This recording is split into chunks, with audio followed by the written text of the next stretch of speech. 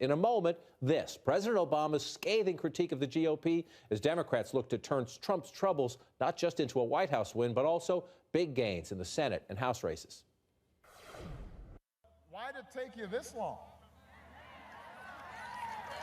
You said you're the party of family values. What, you weren't appalled earlier when he was saying degrading things about women? When he was judging them based on a score of are they a 2 or a 10? That wasn't enough for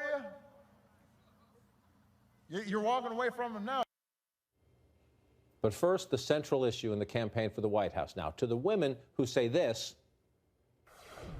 He wasn't flirting, and I don't think I was flirting. We were just talking. And it was like suddenly he's like encroaching on my side of the seat. And his hands were everywhere. Did he actually kiss you? Yeah, yeah. On the face or on the lips? Wherever he could find a landing spot, yes. And to women who speak like that, Donald Trump responds with this. The establishment and their media enablers wield control over this nation through means that are very well known. Anyone who challenges their control is deemed a sexist, a racist, a xenophobe, and morally deformed. They will attack you. They will slander you. They will seek to destroy your career and your family. They will seek to destroy everything about you, including your reputation. They will lie, lie, lie. That's where we are, 25 days out. And just before we start the conversation, I want to put up a brand new Fox News national poll here. Race for president, Clinton 45, Trump 38. Johnson 7, +7 in this national poll. 1 week ago in the very same Fox News poll, it was +2 for Hillary Clinton. So clearly, we see what's happening to the race. And then, Lisa Lira, jump in here. Women will be a majority in the electorate. They were 53% in 2008 on Election Day. We expect they'll be 53% again in 2012. We expect they'll be at least that. And look at this among female likely voters. Clinton 51, Trump 32. 19-point difference. If it's anywhere close to that on Election Day, Hillary Clinton is the next president of the United States. Look, we always knew that gender would be part of this race. If Hillary Clinton won the nomination, she would be the first female president. That was always going to be in the mix. The fact that this race has essentially become a war of the sexes is remarkable. Like, we are having a national referendum on women's role and a sense from men that perhaps they feel that fears of being displaced.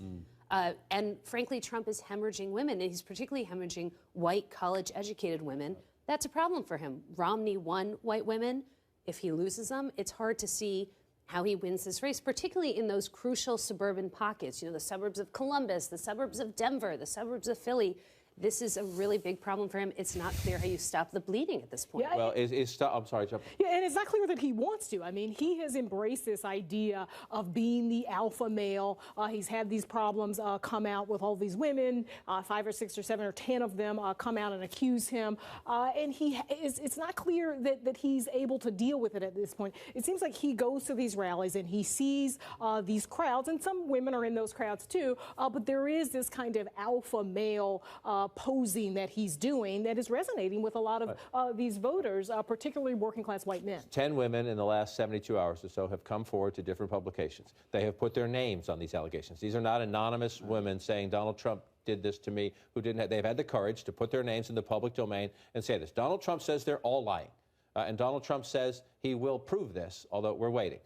In the meantime, Jonathan, his argument is this is a media and Hillary Clinton conspiracy. If you threaten them, this is what they do to you. I don't remember us, if there is such a conspiracy, which if you go to Breitbart, you'll find it. In the real world, I don't think so. I don't remember us doing this to John McCain, if that's the case. I don't remember anyone saying Mitt Romney was a predator.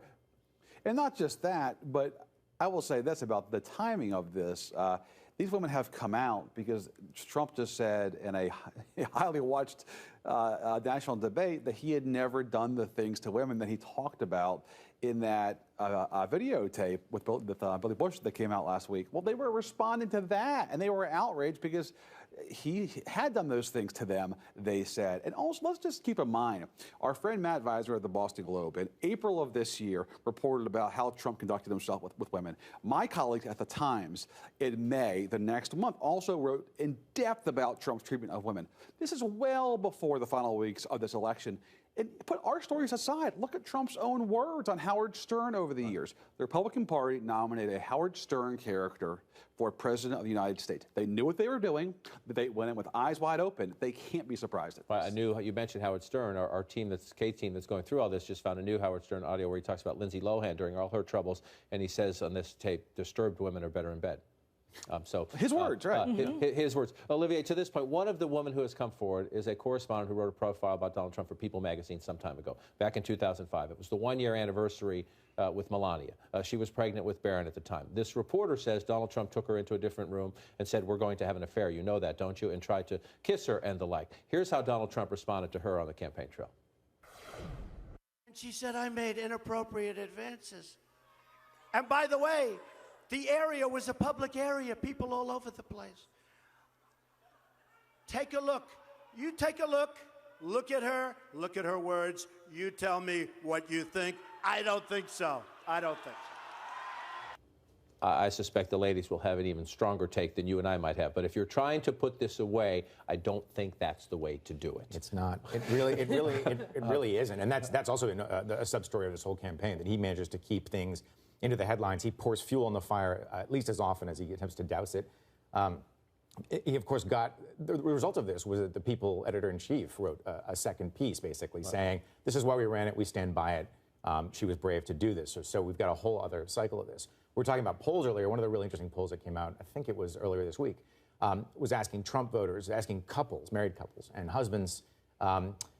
Let's say overestimated the degree to which their wives were also supporting Donald Trump. You had a gap. You had husbands saying like 45% were confident that their wives would vote for Donald Trump, and only about 33% of the wives said the same. So that might be a November surprise in some households.